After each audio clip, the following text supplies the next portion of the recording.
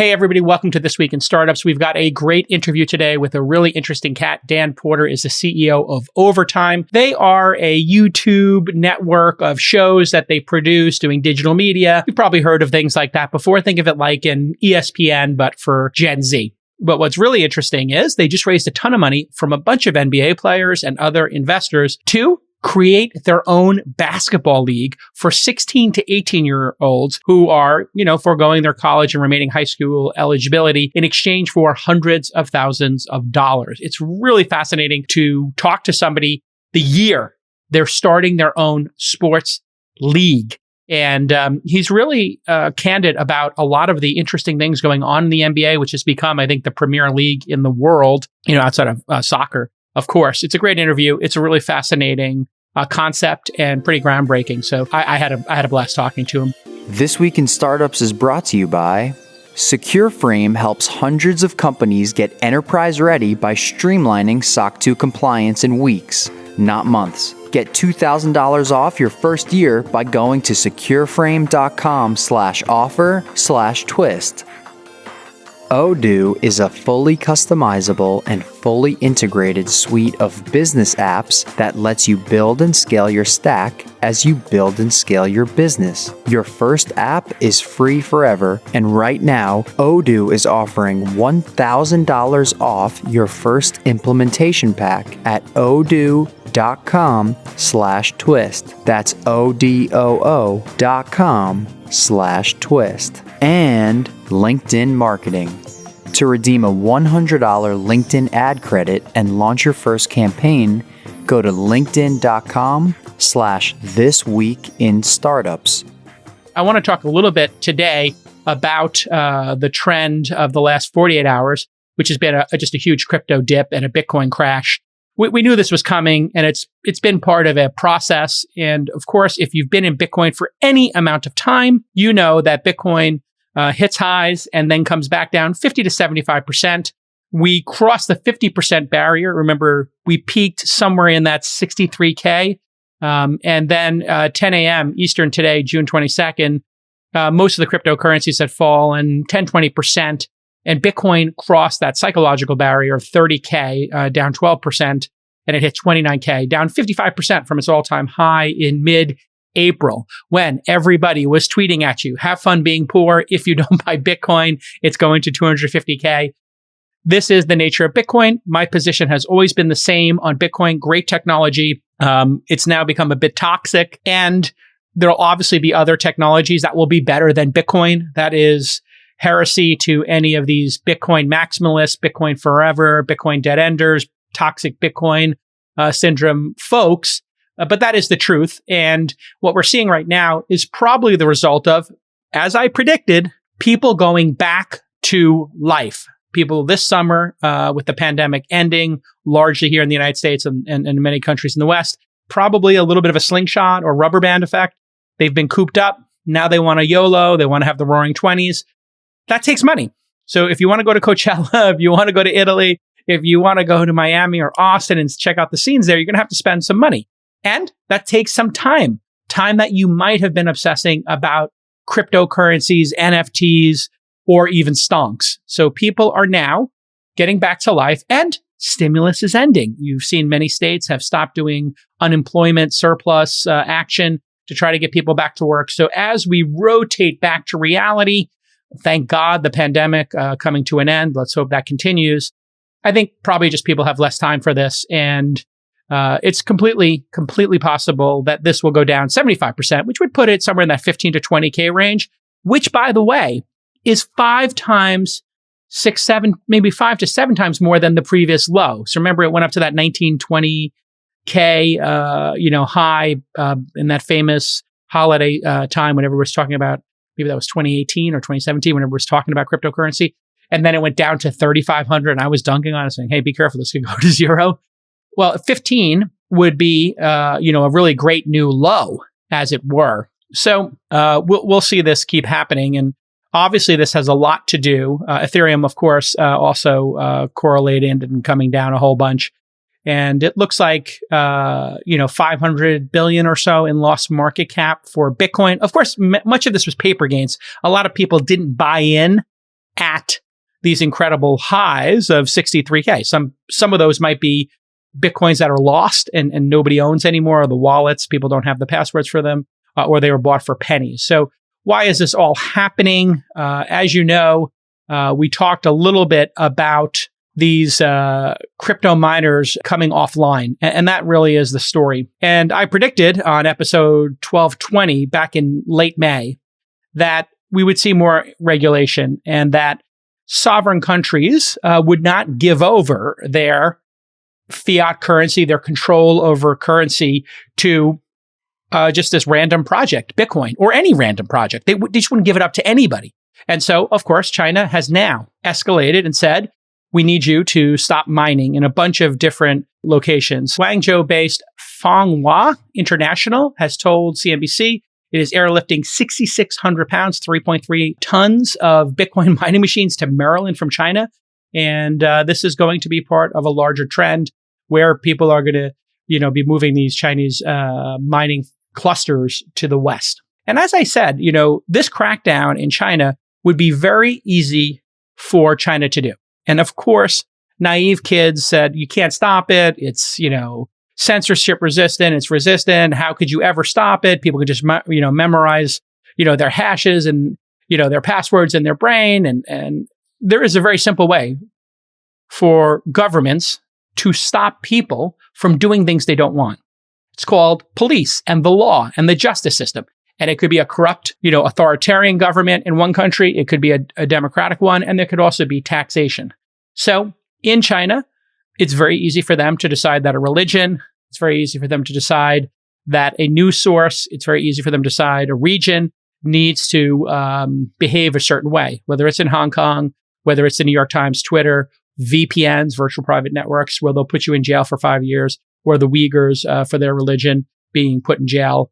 Reportedly, millions of people, involved in torture, slave labor, and re-education in China. So these naive kids, who I hate to be like, get off my lawn, okay, boomer style here, but I watch this and I used to think, yeah, you can't stop BitTorrent, and it's always going to be there, and it is always there. But you might remember people were getting arrested for hacking movies and being put in jail. Famously, somebody hacked one of the horrible versions of the Hulk early on, and the person went into jail and they got, all these huge fines. So, and that was in the United States. In a country like China, much easier to do. So on May 21st, China's Vice Premier Liu He, I hope I pronounced that correctly, proclaimed China needed to, and in quotes here, crack down on Bitcoin mining and trading behavior and resolutely prevent the transmission of individual risks to the social field. That's a lot of word salad there. Basically saying this isn't good for overall society. And as we all know, having a harmonious society is the foundation of China's philosophy of how to run the country. And so since the CCP announcement, the global Bitcoin hash rate, you can think of that as like the processing power of all the miners put together. It's decreased by a third. And that indicates a large number of these servers, aka miners, computers, racked, have been taken offline. And so let's just take a pause here. So what does that mean? Well, as I said on that episode, this is going to be short-term bad for Bitcoin. It's going to make people scared. Some people have speculated it could cause problems with the blockchain, and that we could have two different ledgers emerge or chaos. Because remember, this is a technology managed, by consensus. And as amazing as it is, we've never seen this happen at scale, at least not to the best of my knowledge, which, listen, I'm not an expert on Bitcoin or the code base, as it were. But we have to wonder, why is China doing this? This is a savvy group of actors who allowed this behavior for some time, and now they're not allowing it. Why? Why is this? Why are they cracking down on crypto? Well, my friend Mark Jeffrey from Guardian Circle, which we're investors in, and he's pretty much a crypto expert when it comes to all of this stuff. He's been early and correct many times. China's going to launch their digital renminbi, and they've tested it. And perhaps, according to him, they just don't want Bitcoin as an option. They just want it out of the picture. So step one, let's get rid of the miners. That will have an obviously chilling effect. If you are in China and you see all the miners packing up, And you see the Uyghurs in jail. You see people selling VPNs going to jail. You see Hong Kong students being, put in jail and Hong Kong turning over. You're not going to, the average Chinese citizen is not going to disobey the government. In fact, they kind of feel like, I think most people would agree in China, that most people want to have a harmonious culture. This is like part of their ethos. So this digital currency that they're going to come out with could have exploding features to it, and they've actually tested this. So basically, you get X number of dollars, you have to spend it by X date or it vanishes, which is great for something like stimulus. Imagine if we said to everybody with their stimulus checks, hey, we're going to give you $1,000, but you can't sit on it. So we're going to give you $1,000 and you have to spend it by August 1st. Okay, great. Now we're really stimulating the economy. Or imagine your money just disappears based on your behavior. So you tweeted something wrong. Oh, we just locked your money. Does that seem far-fetched? Well, if you can lock somebody up in a jail and torture them and re-educate them and force them into slave labor, I don't think you have a problem confiscating their money. And, like maybe you do a search for Tiananmen Square and you lose your money or you lose some of your money. There's all kinds of really interesting things you can do with programmable money to shape how people behave. Maybe you tweet something positive or you make some great contribution to society, like that Black Mirror episode, the famous Black Mirror episode where people are being judged by their behaviors and their ratings by other people, and you move up and you get that social credibility. So this is really dystopian stuff. And so that's probably a big part of this. But got to be some other angle here. I think China is thinking in a very long arc. They're very strategic. And if they're going to ban Bitcoin, essentially, they've obviously banned mining, banning the use of Bitcoin, owning Bitcoin. There's got to be a reason. And the digital renminbi is one. Other people might think it is about energy usage because they don't want to have this excess energy being used. My friend Anthony Pompilano, he said he thinks this is a huge mistake. His quote, China has chosen the path that will become more obviously self-inflicted wound while simultaneously handing a large nonviolent victory to Western superpowers, the ultimate gift to the US. I think that's, a Bitcoin maximalist position here. They are not dumb. There's something else going on here, I believe. Maybe China wants to destabilize the US, so they're giving all of this mining and all of this money to other places to maybe make US miners stronger, which would then create more chaos in the United States and devalue the USD. And that's, I think, what America has to contend with, which is if Bitcoin does become the standard and the USD is weaker, that's not good for America. It might be good for personal freedom. It might be good for, portable money. It might be good for people who are doing shenanigans with their money or behaviors that maybe are not as legitimate. But, the United States really does want to be the global standard for money, and it does not help them. So we'll find out over time what China's real motivation is here. But these are very deliberate, strategic, and on the margin, sinister individuals. They are running an authoritarian communist country that has millions of people in concentration camps. If they're doing something like banning mining, it's for a reason. And we will find out over time what that reason is. Okay, now for the interview. Look, you probably keep hearing about SOC 2 compliance, and you might think, is this really relevant to me? Well, if you're targeting any large enterprise as a customer, there are all sorts of data privacy and security measures that you need to have buttoned up to close those deals. And you don't want your engineers taking time out to do this stuff, and you definitely don't want to hire a third-party auditor. No joke, getting SOC 2 compliant can take months, and it costs a ton.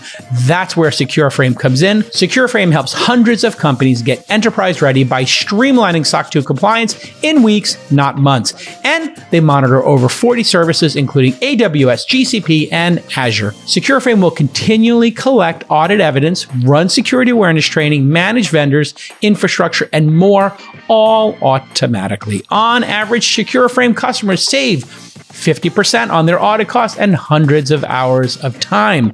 Their team of compliance experts and auditors are happy to help answer any questions you might have and give you advice. When you think of compliance, don't get stressed out. Just think of Secureframe. Streamlined, affordable, and hassle-free. Here's your call to action.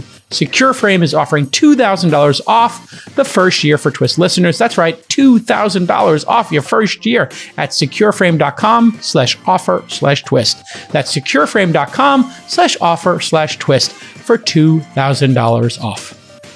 All right, next up on the program, Dan Porter is here. He is the CEO and co-founder of Overtime, which you can go see at overtime.tv. He was also the CEO, if you remember, OMG Pop, which made the most amazing game that kind of defined gaming, along with Angry Birds and Fruit Ninja and some other early classics, with Draw Something, which was acquired by Zynga for $180 million. And I think had 250,000 downloads in a very short period of time. Before that, in the Web 1.0 era, he was the COO and part of the founding team at TicketWeb. And that was bought by Ticketmaster for a staggering $40 million at the time, a number that is completely quaint in today's modern era of the internet. It's basically, Dan, everything we did in the 90s, and you just add 2 zeros, and that's the equivalent in 2020, which is to say, when you and I started in the internet, there were only 10 million, 20 million people with connections, and then broadband was limited to people at colleges and maybe a handful of people at offices. But quite a journey it's been, has it not? It has. I remember one of the things I did at TicketWeb, and it's like 1998, 99, is I went into the basement of like the Bowery Ballroom and all these clubs, and I helped them install their DSL line so that they could actually be connected to the internet at a decent enough speed so that they could enter their ticketing inventory and people could buy tickets. Hilarious. The gating factor at the time was internet connectivity. And now we live in an era where people can pop up a 5G router for $30 a month. That is 100 times more powerful than the fastest connections that cost $5,000 per month back in the day. We used to have a call center for TicketWeb because people didn't believe that consumers would actually buy something on the internet. And so even though most of the volume they actually did buy on the internet, I couldn't close a deal unless I told them that we had a call center to take orders too. That's hilarious. And just thinking about that today, people are now, 30 years later, buying non-fungible tokens, digital assets for hundreds to millions to tens of millions of dollars that are not existing in the real world. We have now, come, I wouldn't even say full circle, but it has manifested itself pretty amazingly. So you started Overtime TV back in 2016. What was the mission of the company? So right when I started Overtime with Zach, I was working at Endeavor, William Morris Endeavor, the big Hollywood talent agency. And I was running digital. So I was building kind of the first influencer creator talent department. Eventually, we had, I think, almost over 100 different YouTubers and digital talent we signed. And anything that was digital, podcasting, virtual reality, influencers kind of came under my purview. And at that time, we bought IMG, which was the biggest kind of sports rights seller in the world. And then WME became WME IMG. And I quickly kind of moved into sports as the digital guy. And in working in sports in, 2014 to 2015, I worked a lot with the different leagues because they were all represented by various talent agencies. And the leagues at that time were kind of getting hip to this idea that there was a whole generation of people out there who consume sports in a really different manner. So they were aware of a couple big trends. Audiences in their teens and 20s were not watching 3 hours of a live game. They also liked to use social media. They didn't have cable. They didn't pay for cable. They had distractions. They could play video games. They could go on Snapchat. There were many things they could do.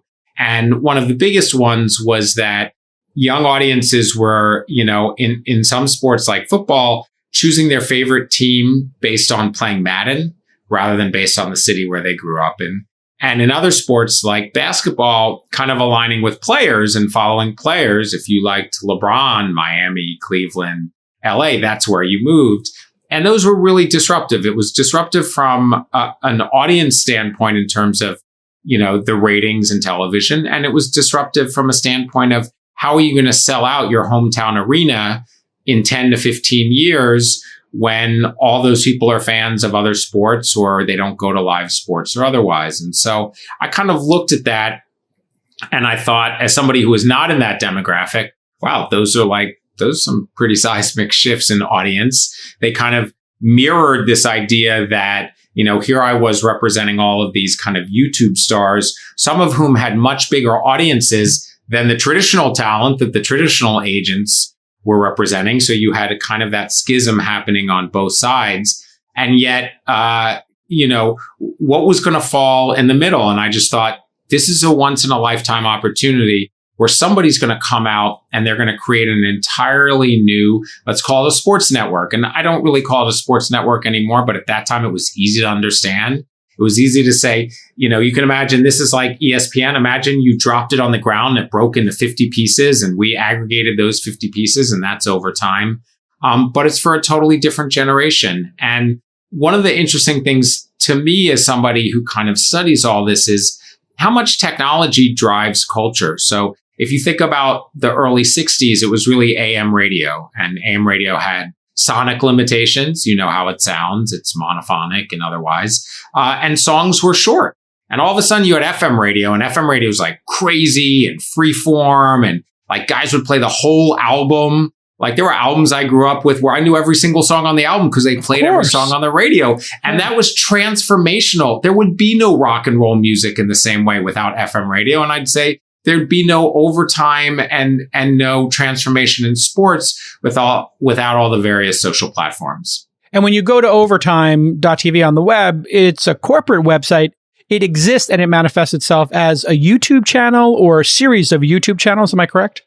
So the reason that we have a website is that when we do business development deals, people type Overtime into their browser. So you have to show them something.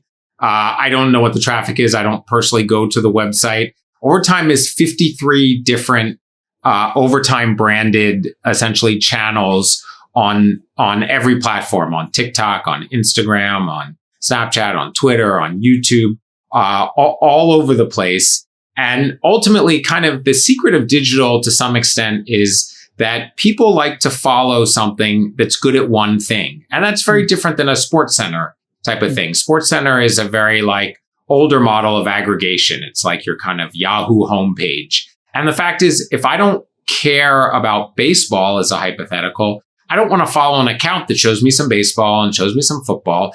I want to make my own Sports Center, right? I want to go out and I want to aggregate the things I care about.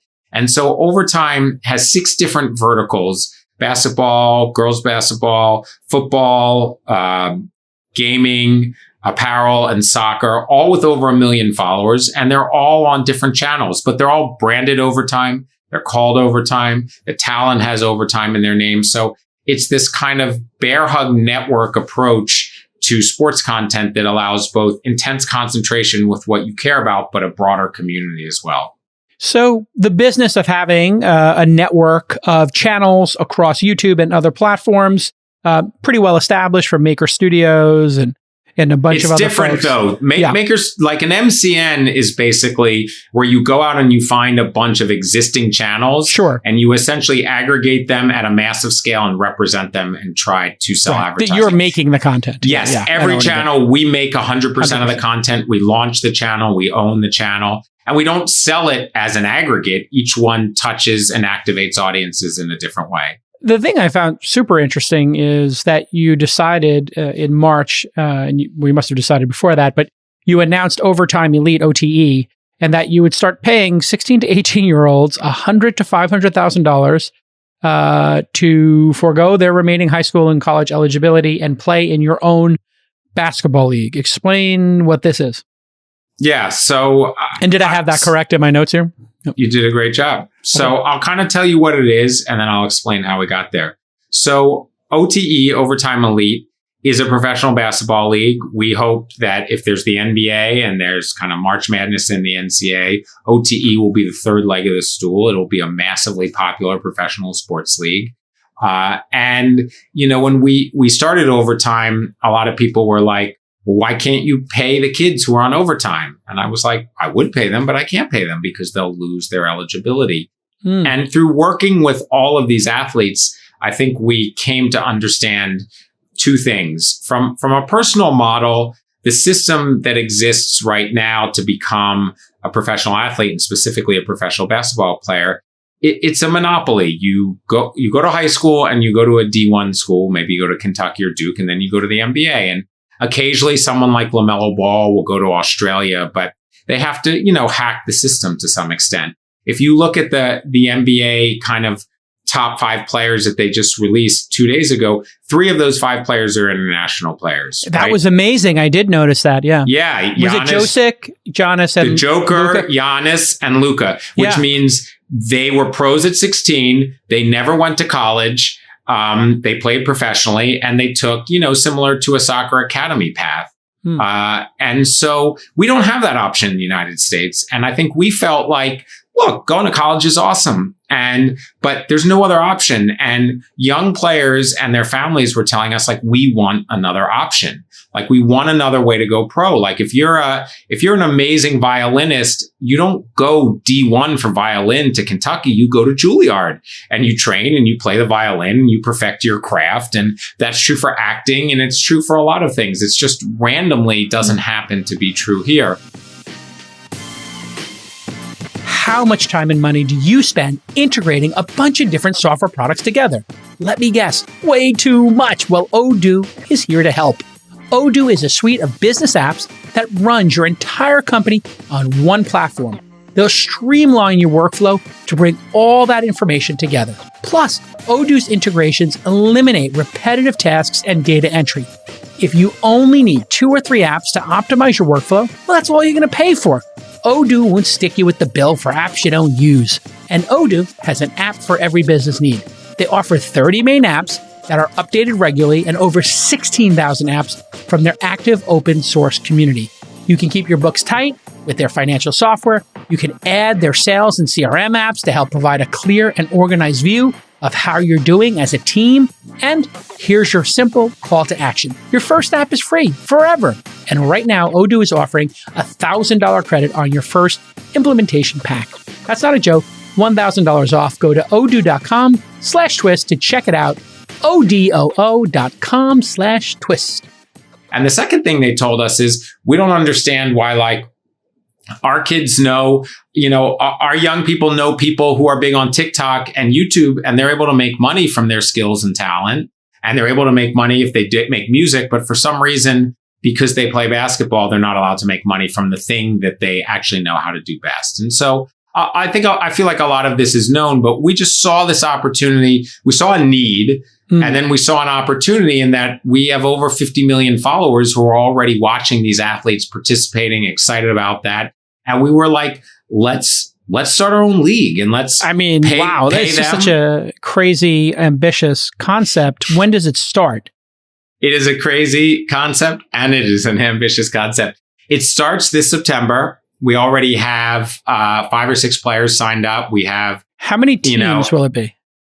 So we will have 3 to 4 teams that will play each other internally. And then we will also play other schools and we will go to Europe and play. So we'll have kind of internal competition and we'll have external competition. And then over time, we'll continue to grow. And all of those players have a unique opportunity because on the kind of input side, they all get a 6-figure salary.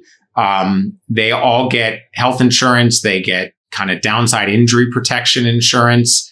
They get our coaches, Kevin Ollie, who won of 4 black coaches to win an NCAA tournament title at UConn. We have a massive coaching attribute. They get a full education. They graduate from high school. We have like an incredible education platform out there. My background is I spent the first 10 years of my career working as a public school teacher and in nonprofit education as one of the founders of the Teach for America program. So I bring a lot of kind of experience to that.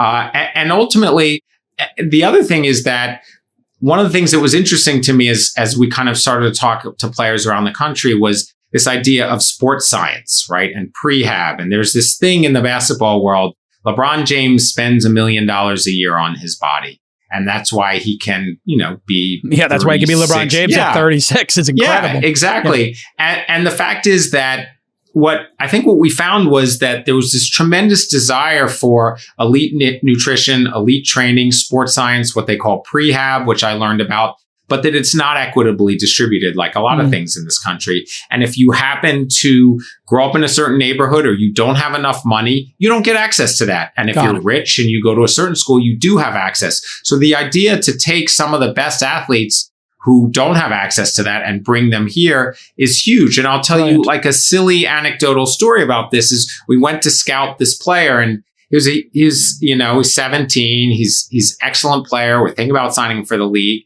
And his finger got dislocated while he was going for the ball. And he came over to his coach and his coach said, well, the doctor doesn't come for 3 more days. So let's just tape it up and we'll wait till he comes and then we'll fix it. And our scout literally said to me, he's like, I almost went over there and just, put it back in myself for him. And the idea that these folks are coming to play professionally for our entertainment and for their careers without that level of support is huge. And then I think the final thing is we all know the story about the athletes who go pro and they lose their money or they mismanage their money and they don't have that. And so we have an extremely robust financial literacy program. We're focused on mental health. And so you have these incredible inputs where these young people are getting essentially the Juilliard of basketball. They're getting paid. And you have this output in which our audience gets to watch all kind of their version of superstars and play. And we're building our own arena. It's located in Atlanta. They'll live in Atlanta. They'll train there. We'll have our own 2,000 seat venue that'll be finished in September. And then we're off to the races. This would, if it did compete at all, because there's many players, so I'm not sure that you're exactly competing, but the typical program would be a player plays in high school. They don't get paid. They don't get all this elite training and mentorship and prehab, et cetera. They might get some of that. It would certainly be a variable. And then they go to college. They also don't get paid in college. And so when someone like Zion or RJ Barrett or whatever decides to go for a year or sometimes 2, I guess, in some cases, they're basically taking a year to showcase themselves, maybe get a little bit better, get some brand recognition, get some reps in, but then they don't get paid and they have a huge risk that if they were to blow out their ACL, they could have no career. Yes. So there's a huge risk. Am I right in terms of my understanding?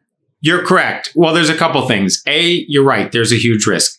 B, they don't get paid that we know, but we don't know that they don't get paid in other ways. I mean, there's there's always been these. There's been federal investigations. I don't know. I'm just saying that people talk about that type of stuff. It's pretty well known that people would pay them under the table or something, or maybe pay an uncle or an aunt or a cousin, some money, and then it might get chopped up. Yeah. But basically, the NBA doesn't take players before 19. Is that correct? Correct. So that's why the one and done rule is there. And then I would say that the other thing is that, look, the goal of any college coach is to win the NCAA tournament or to win their division. It's not necessarily focused on the preparation of these athletes. And the best coaches can do both. And there are many fantastic coaches who send highly talented players. And college is a great experience. The reality is for the players who go for 1 year, the day the tournament is over, they're off campus. They're barely on campus for 5 or 6 months. So I can't argue that they're getting an incredible education. There's a large amount of risk for them. And what they were telling me and our team was like that it's just another hack of the system. I don't think college basketball ever started. Nobody wants to be a fan of Carolina or wherever you went to college, Gonzaga or Villanova, and have different players every year. Like the goal was actually people went to college and they were student athletes and they played basketball, not they cycled through in this way. And now you have an additional thing where there's so much transferring. I think something like a quarter or a third of all NCAA Division I basketball players applied to transfer this year. So if a third of people left your company in 1 year, your investors would say to you, "Yeah, it's crazy. Is that really a good fit or not?" And you're taking people from the age of 16 to 18. Am I correct? Yeah, so our kind of sweet spot is 11th grade, 12th grade, and we have, we just signed a player who's going to be in the draft next year. So he's 18 to 19, and he's waiting for that space in between. And that was a player you signed, I think it's Jean Montero. Am I correct? Jean Montero, yeah. Montero. $500,000 you're paying him. He's from I can't comment how much we're paying him. I can say that there's lots of things correct? There are lots of things that are in the press. Some are correct, some are not correct. And that's maybe true it's for us. Maybe it's a 2-year number, yeah. And I think it's true for other programs. But he was actually kind of a prototypical player because he played professionally in Spain previously. And we think he's going to be a lottery pick. We're excited to work with him. And the most interesting thing is you talk to the younger players who are coming into the program, and you talk to them about the first B, which is basketball, and they talk to you about the other 2 Bs, which are business and brand. Mm-hmm. And when I was 18 years old, I didn't know what business was, and I definitely had no idea what brand meant. And these players are locked in on building a career and a business around themselves, and they're looking at KD and they're looking at these other athletes that have done it. And I think it's part of the reason that they're connecting with us, for some level. How are you going to make money? Because you're only going to have these players for 1, 2, or 3 years, I guess, at max. Yeah. So our revenue model looks a lot like a pro sports league. You kind of have 3 drivers. One driver is brand partnerships, and so you can watch an NBA game and you see Kia and you see State Farm and, Great. and you advertising, see all those sponsorship. folks. Got it. Yep. And it's different than media because it's on the jersey or it's on the floor. So it's not transactional media. Totally. The second is you have group licensing. We will have a trading card deal. You'll be able to walk into Target or Walmart and buy trading cards of these players. We'd love to do a video game deal. And then the third is we want to develop media rights, and media rights in sports, as you know, as a sports fan, are gigantic. I mean, the NFL, Amazon paid the NFL $1 billion for Thursday night football. Amazing. And that's a highly advanced product that's light years ahead of us in terms of history and legacy and fan base. But look, if we can get to 5%, 10% of that over time, because people want to watch this and they want to buy the media rights, and we want to build something global from day one, which is why we're signing international players, which is why we will go and play in Europe. We think that long term, that's a big opportunity. We all know marketing budgets don't grow on trees. The good news is right now, LinkedIn is going to give you a $100 credit towards your first ad campaign. Now, why should you use LinkedIn? Well, over 78% of business-to-business marketers rate LinkedIn as their most effective social media platform for reaching their objectives. Well, you know why. There's over 62 million decision makers on LinkedIn, and they mean business. Now, imagine you're going to launch a new marketing campaign. It tested well. The team's happy. Everything is going according to plan, except for that one thought in the back of your head. How do I ensure the people I want to target will be in the mindset to receive my message? Well, the answer is LinkedIn. When you market on LinkedIn, you reach people who are ready to do business, which means your campaigns will work as hard as it can as soon as you launch it. LinkedIn means business. Business means LinkedIn. You know that. It's that simple. And here's how LinkedIn marketing stands out. They have tools for brand building and lead generation. You can target professionals down to their job title, company name, and location. You can engage folks you already know based on previous site visits or outreach. Do business where business is getting done every day. Get a $100 ad credit towards your first LinkedIn campaign at linkedin.com/thisweekinstartups. That's right, linkedin.com/thisweekinstartups. No spaces, no dashes, no nonsense. linkedin.com/thisweekinstartups for the hundy. Go ahead and type those letters and get that hundy. Terms and conditions apply because they're giving you $100. Okay, let's get back to this amazing episode. Okay, there's been a lot of talk about making the game more interesting. Obviously, the NBA experimented with the play-in tournament, much to some people's chagrin. I loved it. Fans loved it. Players, perhaps not as much.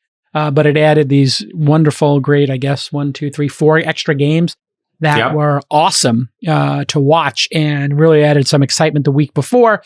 And of course, the 4-point play is something people have discussed and other rule changes. Now, you're dealing with players in the start of their career. So adding a 4-point play, I could think about that 2 ways. Well, there's nobody who doesn't have the ability to take that risk on without the fan base getting upset and you're ruining history and yada yada. What about all the statistics and how this is going to change that?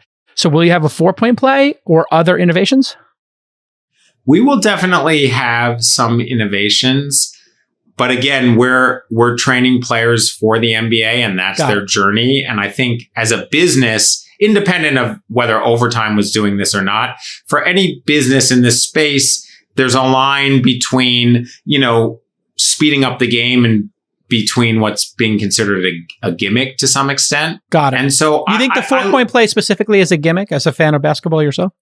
I think that there are other things that you can do that are not about adding more points. I think nobody likes all the fouling that happens in the last 10 seconds of a game. Mm-hmm. I think that... How would one get rid of that? I'm curious. Has there been a proposal that's been given to the NBA or other places that's public? There's another proposal. I'm forgetting what the name is, but it was developed by just a regular guy where, you would add a certain amount and the first team to hit a certain point level would get there. And so there'd be less fouling. I think there's a couple things to think about, though, is that let's imagine the court and the game. There's some innovations there you can do. I think if you play in AAU basketball tournaments or like soccer, they have a running clock. And so it just keeps going because there are no television timeouts and stuff like that. So you can do some things there to speed it up. You don't have to play full NBA, quarters. So it's a 48-minute game or other things. But I think there's 3 other areas where you can also add value to the game. One is how the game looks and feels. It's a very high quality product. I mean, the NBA is amazing. Yeah, they've been trying some new camera angles this year. Yeah, and so you've got terrible use of the digital SLRs, which they couldn't get in focus. I mean, I was like, come on, guys, you've got the subject blurred and the background crisp. It's the exact opposite of that camera's supposed to work. Yeah. But thank you for trying. I did see that. The problem with depth of field is it's terrible for motion. And so the NFL has done a great job in the end zone around that. And so I think you have opportunities around that. You have opportunities around mobile devices. As we build our own venue, we'll try some different camera stuff to change how it looks. Oh, right. You're one venue. Yeah, so it's a show court. So you could embed cameras in any number of ways. You don't have to worry about having 30 teams. You're going to do some sort of round robins, etc. Exactly. We're going to have our own show court. So that's one area of innovation. The second area is how the game is called. I mean, I love Marv Albert. I mean, that, I listen to that and it feels like I'm growing up. Yeah. But I can also say it doesn't sound any different than the 70s and the 80s when I was watching Dr. J and the Sixers or Howard Cosell or anything else like that. Rebounding and astounding. Yes. Yeah, exactly. And it's great, but I think there's opportunity for innovation there. And like the Rucker Park where people like sort of commenting and walking up and down the court with a microphone? Yeah, oh, that's good. You have good basketball knowledge. Yes, Rucker, Dykeman, all those. It's so fun. I've been to those. It's crazy. It's lit. Higher energy level. Yeah. And we're building our venue on the second level of our venue. There are no seats. So it's almost more like a nightclub and there's a balcony and people can stand around and you can create a vibe. And I think the third area is what is the role of the fan? And so right now, the role of the fan in any sport is basically to watch, buy apparel, and to vote for the All-Star game. Yes. And I'm not saying that the fan is going to text the coach in the huddle and being like, you should let Ben Simmons inbound to Embiid rather than vice versa or whatever. But I do think that there's going to be a way for fans to have a somewhat higher level of participation. And I think we'll try experimentation around that. And obviously, I think you're telegraphing with that what we're seeing in a lot of the wagering apps where maybe the audience could vote what play should be run or who's going to score the next point or who's going to win the game or whatever. But it keeps you on your phone and engaged in the game, even in a blowout or, just increases engagement, right? Yeah, I think you want a positive experience for the players at the core, but you want to experiment and try different things for the audience to be involved. And some of them are going to be amazing and some of them are going to flop. And that's okay. That's the nature of the startup. And then I think ultimately, you're going to try some stuff on court. And then I think you've got really almost like two products. if you go to YouTube and you look for Overtime Takeover, 2 years ago, we did our own event. We rented a venue in Brooklyn. We built our own court. It was a warehouse. It was 3-on-3. It was like crazy hype, dunk contest, all of those things. And I think that you see it at halftime at the All-Star game, although oftentimes not all the top players want to participate in that. And I honestly think that if it were a dunk exhibition instead of a contest, the best players would have less to lose, so they would participate. But there's no reason that you need to expose yourself at that level. So you tend to get a lot of guys who aren't even starters who are just hungry for that exposure. But I think you've got a balance between traditional games and those types of things that can be more fun and can be more showcases.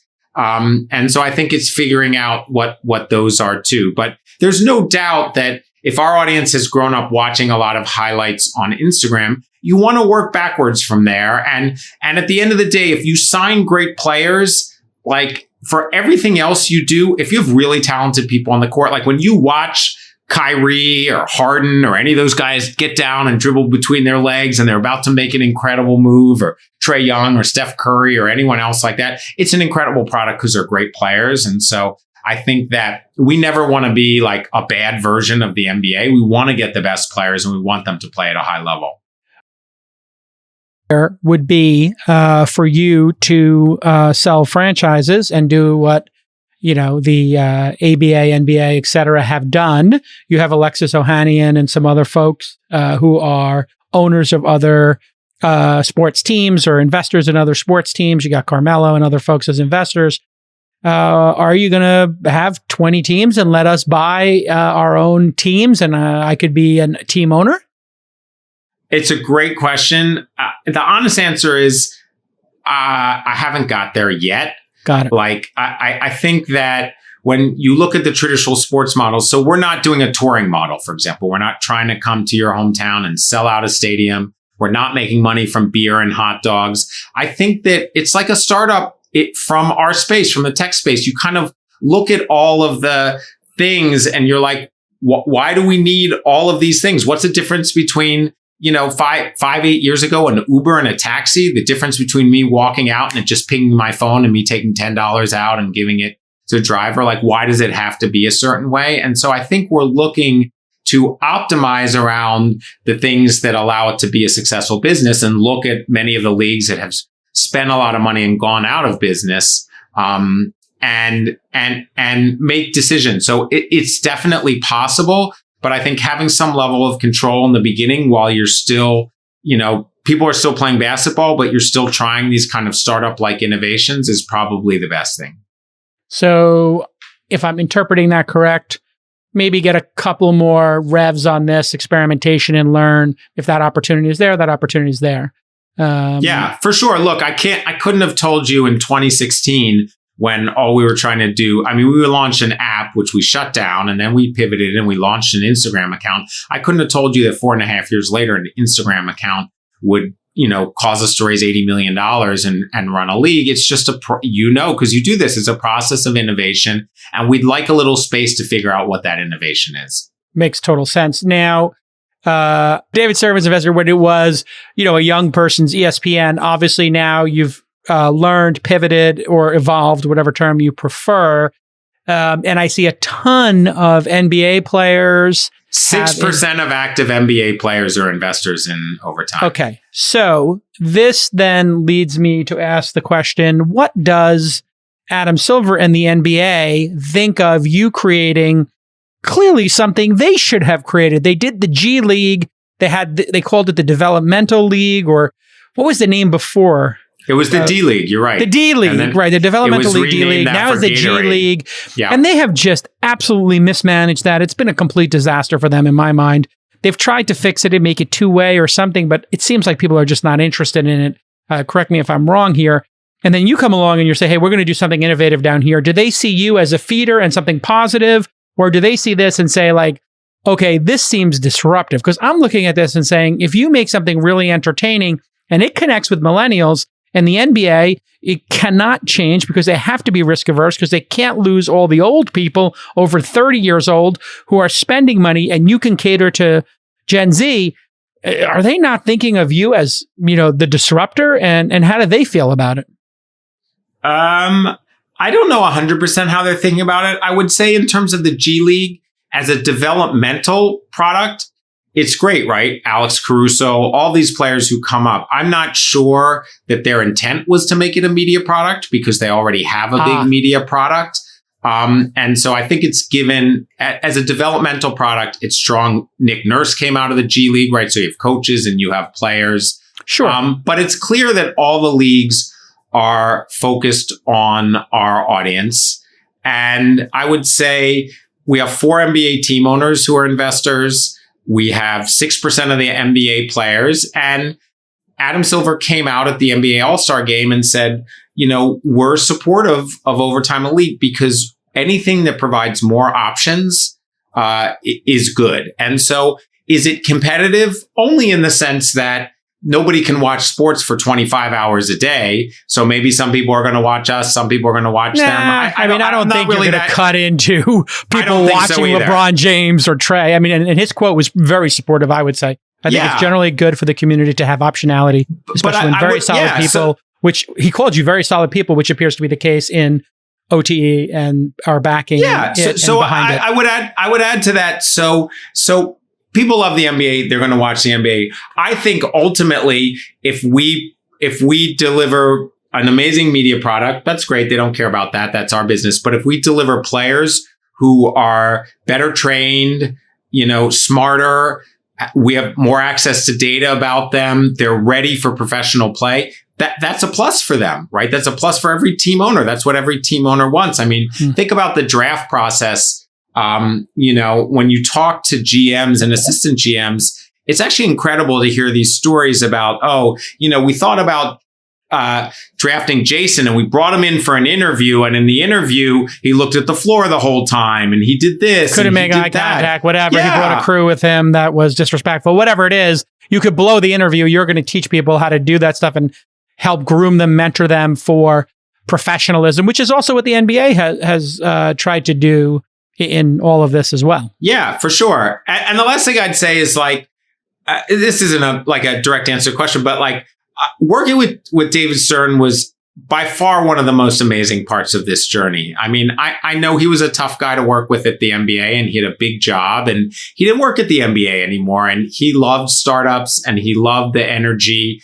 And we learned so much from him. And I just remember sitting in this room and he's like, what about this? And we're explaining the league to him. And then I would step back and I was like, I'm literally sitting in a room having a meeting with this guy who's like, with the 3rd pick in the NBA draft. Yeah, exactly. It's and I just never, I never stopped appreciating how amazing that was. And when we told him, we said, Commissioner, we're going to launch our own league. And he was like, this is the stupidest idea I've ever heard. I just spent 30 years running a league. Why do you want to sign up for that kind of mishigas? And, by the time, before he tragically passed away, he was like, this is a good idea. I get it. I get why this is needed. And I just think that even his saying that gave us so much confidence because I have unlimited confidence, especially in tech and startups. But we were in a new and different space, professional sports, and it really meant a lot to us. Okay, big controversy around quantitative self for athletes. Obviously, people are wearing Apple Watches, Oura Rings, Fitbits, whatever. But now we have players who are wearing this information, data being collected from cameras. Obviously, the data being collected from cameras, team seems to have a reasonable right to that since it's out there on the court. But some players don't want to have their heart rate tracked and their effort tracked because it seems too intrusive, or their sleep. Other people are opting into it. What is your take on this? And do you think that this could be interesting for the league to see people's heart rate live? We've seen experiments with that and other sort of quantitative self and metrics, because obviously that does have to do with rest and recuperation as well. We track how many minutes have been played, but we don't track exertion heart rate as compared to the resting heart rate of the player, et cetera. So have you thought about that at all? Yeah. So I understand the concern. Nobody wants their location tracked. No one wants to be like, oh, I looked on my phone and you were at the club last night. I can see it right here. Sure. At the same time, we measure how fast they run the 40. We know how much they can lift. Like we do track data that's extensible that we have about all of the players. And so I think my personal point of view, and I use Whoop. I've heard good things about Whoop. Do you like it? I love it. It's super people interesting. Seem to be in the Whoop. What do you like about it? People are like in this Whoop cult where I talk about Fitbit or whatever, and they're like, get a Whoop, Fitbit's garbage. And I'm like, well, Fitbit does break often. I would say a couple things. One is that all of the products that have moved beyond actually trying to have a screen on your wrist as opposed to using your phone, I think are somewhat advanced. But it's very much, it's a lot about sleep monitoring and about recovery and measuring your resting heart rate and otherwise.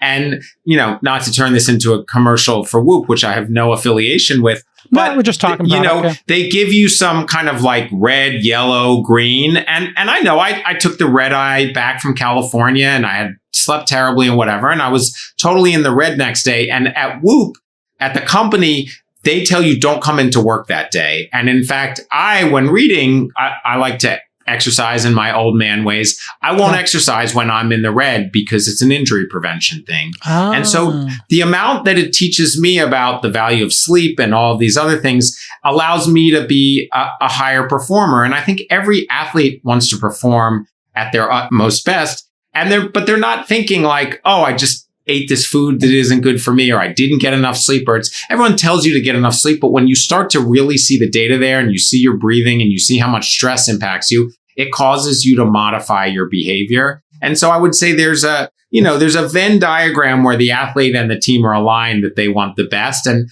I think it's less interesting necessarily about all the data that happens on the court. And it's more interesting about understanding recovery and sleep and everything else like that. Right. And I think the way you solve that is you say, I don't need to see that.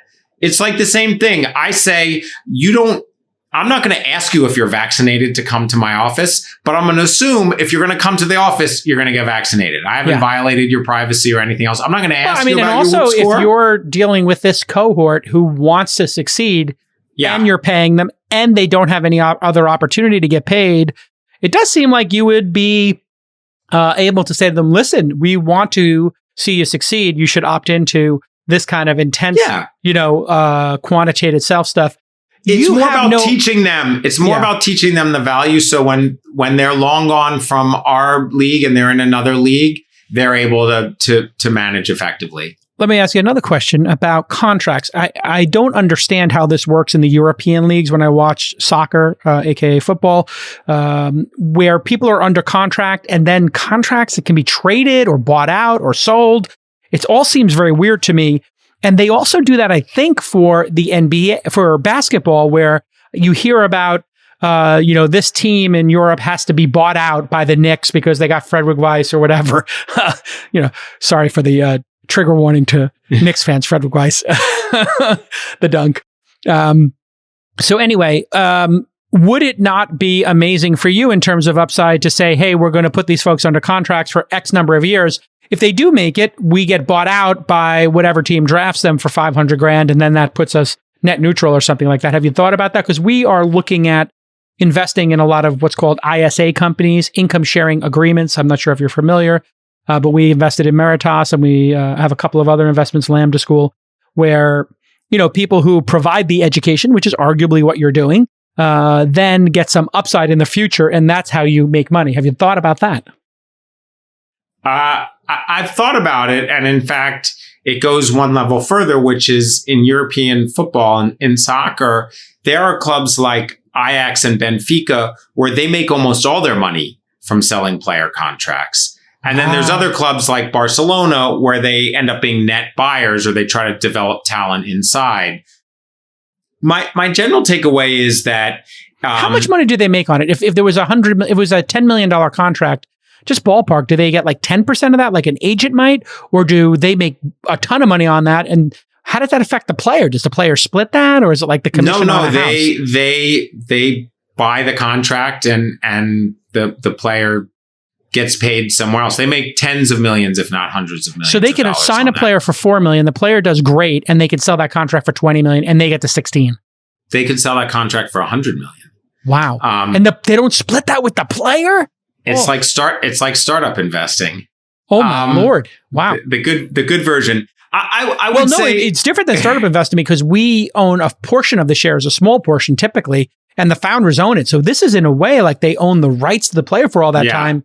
And, because we all have share prices, we all go up. If the share price goes from a penny to $10, we all win. So it's a little weird. Wow. Yeah, I would say I don't think that it is culturally aligned with how we think about ourselves as a country. Perfect. I think that... indentured servitude comes to mind. Yeah. Yes, there are a lot of bad things that have happened in this country that come to mind. Yeah. And so, A, I don't think anyone wants to participate in it for that reason. B, I think it's culturally out of step. 100%. And so it's not something that we would do.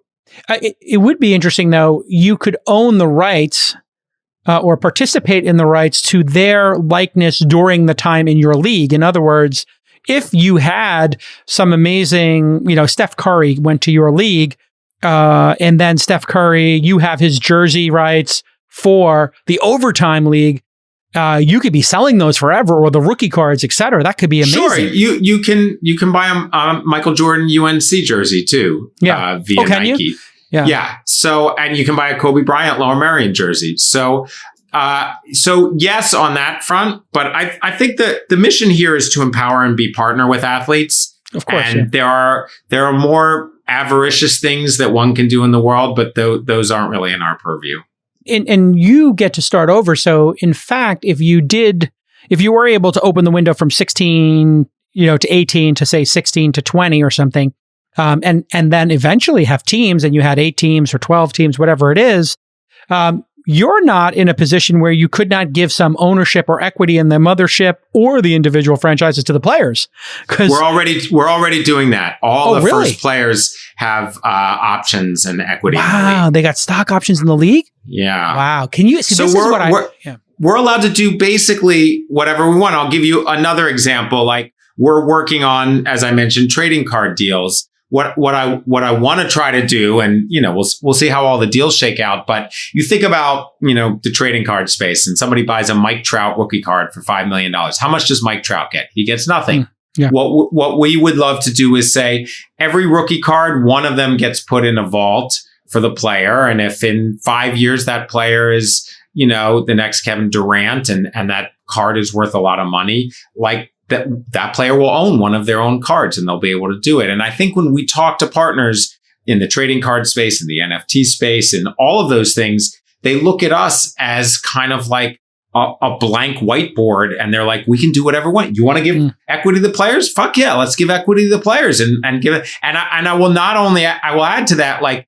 we are actually setting up, you'll appreciate this. We're setting up essentially like a venture fund where the players are going to be the GP, and where there will be an outside LP. And so the players will get the carry. They won't have to put up any money.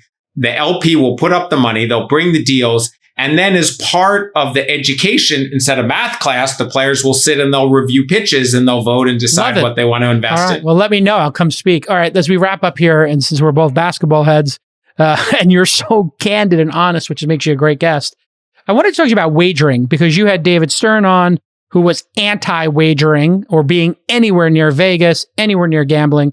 Obviously, things have changed radically in just the last decade, where fantasy sports, gambling, wagering, a better word for gambling, has become acceptable. Now we have a federal mandate that people should be able to do this. The Supreme Court has made some decisions. You guys can look that up if you like.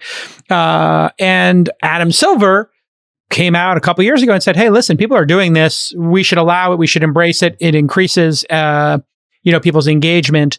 So I'm curious your thoughts on that, putting your league aside, just that amazing transition that happened from the Tim Donaghy era, where he was, in cahoots with the mob, basically, telling them who was going to officiate games, and then people trying to get an edge on the game. People can look that up, Tim Donaghy, and that scandal. And then all the way to now, where they're going to put a team in Vegas, it seems. Yeah. So yes, this is a great question. And I think, and I care about this a lot. So first of all, to your point, independent of the league, we don't do betting on minors or anything else like that. Look, sports is there betting, like an ethical thing about betting on minors? Why would that? I don't know. I just think it's better to just separate them to start with. Sure. But in general, in sports betting, there is zero question that it is the single most transformative thing that will shape sports in the next 10 years. And in 2018, PASPA was overturned and sports betting was allowed on a state-by-state basis. And I'd make a couple points. Number one is that, it's been legal in Europe for years. We're looked at as very prudish, right? We didn't allow gay marriage. Australia allows it too, yeah. Yeah, we didn't allow gay marriage. We didn't allow people to smoke weed. We didn't allow them to bet. And I think we're getting to a point in the country where, and it's random, we allow them to smoke cigarettes and drink beer, but they can't do other things, right? Where we're like, adults over the age of 21 are adults and they can make a decision about how they want to spend their money and their time. And I'd say the second thing is that it's already transformational in Europe. It's part of the fabric. I think in this country, you can't watch an NBA or an NFL game without seeing all the sports betting companies all over it. It becomes a more effective form of direct monetization in a way than actually even subscription and brand revenues do. I think I have heard people discuss that, the biggest sports platforms in the world are going to be bought by betting companies. Like someday we're going to wake up and somebody's going to buy ESPN and it's going to be ESPN part of a will buy MGM or they'll merge. It makes sense. Yeah. I mean, look what happened with Barstool and whatever. And Penn Gaming. Yeah. I mean, what a brilliant combination. Yeah. And so I would say that it's transformational. It's interesting. It's fun. I think the things that it's going to be a huge focus for us. And the reason that it's a focus for us is twofold. One is the interesting thing about sports betting is we all have opinions, right? Like, oh, Katie's going to go off tonight. No way. The Bucks are going to take them. Sports betting is just a way to back up your opinion at the end of the day. And if you think about how bad comments are on the internet and how toxic they are, you don't have to back up anything. You can say whatever you want. This is actually, in a way, it uses money as a signifier to talk about that conversation and to show what you know. But I'd say the second thing is that I think, look, we come from an era where sports betting, you're thinking of a bookie, a guy with a cigar, some kind of degenerate gambler and everything else like that. And the reality is that almost a quarter of sports bettors in this country are female. And on top of it, sports betting is a highly, highly social activity. And so I can go into my office and I can find the 10 guys all put their money, all chipped in $5 and bet on the worst horse in the Kentucky Derby because they wanted to talk about it all day when they were at their Kentucky Derby party. Our guy's going to hit. We're going to go big. And I think what you find is there's a tremendous amount of social activity where it's almost like going to a game or going out to dinner. A bunch of millennials are pooling their money and they're doing something that's interesting and fun to them. And they're doing it because it brings them together. I'd say there are very few people who sports bet who do not have a group chat with all of their friends doing the same thing. And I think that's very similar to the ethos of Overtime. Like we have really focused on community, on discussion. And I think there's no real, Barstool's done an excellent job. And outside of them, there's no real lifestyle brand in this space. It tends to be very transactional. So I'm really excited about that opportunity. And I think it can be done in a responsible way that treats adults as adults. And I think it's going to transform the nature of sports in this country. All right. Final question. Big three is... I don't know if they're successful, but they seem to still be operating and they seem to have hit some cultural zeitgeist. Obviously, they're doing older players and letting people relive the 90s and, some players they loved. But it does seem to be a very innovative new format. And they seem to have combined music, going to a location and a music festival, kind of like it feels almost to me like the All-Star Game as a sort of default. It's a cultural fun thing to do. So what do you see in the big three that gives you hope that you can make a sustainable large business? And are they successful? Educate me. Look, I don't want to be in the position to comment on anyone else's league. I don't know if they're successful. I've never watched the product. All I know is that Ice Cube is involved, and I don't really look there for inspiration. I'm way more interested, I would say, in what happens in esports and what 100 Thieves and FaZe Clan do and folks like that. I also think that there's an element to overtime, which is you want to know who's next. It's like you want to know what that band is. You want to know who that rapper is. You want to know who that young director is, and you want to follow that trajectory. And that's really where we carve out our lane. But I'd say anybody who's trying anything different and innovative is getting some level of traction, because I believe that this generation of audience is far more open-minded about what sports is, about what music is. You know, it's like, oh, is it a movie because it was on Netflix and it wasn't in a movie theater? And the answer is, I don't care. It was dope. I loved it. Yeah, you know, and so I think you're going to see a lot of people do different things. And, you know, I think the biggest cautionary tale is you don't want to be a bad version of the NBA, because the NBA is a great product. You got to carve out your own lane.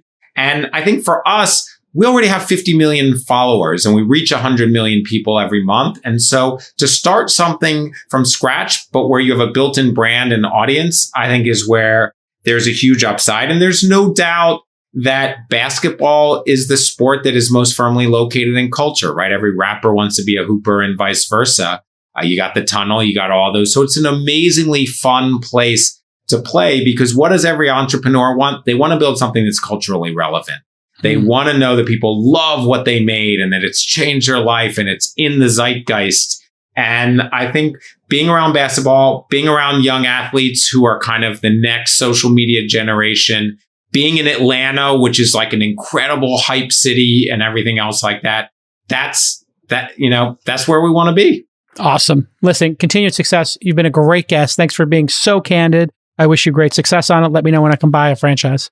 Thank you, Jason. I've always wanted to own the Knicks. Seems to be getting harder and harder, no matter how hard I work. I feel the price keeps going up. My net worth and the Knicks' value seems to be, the spread keeps getting wider, not closing. I feel you. So you'll take the under, and one day you'll take the over. Yeah, exactly. All right, listen, continued success, and we'll see you all next time on This Week in Startups. Bye-bye.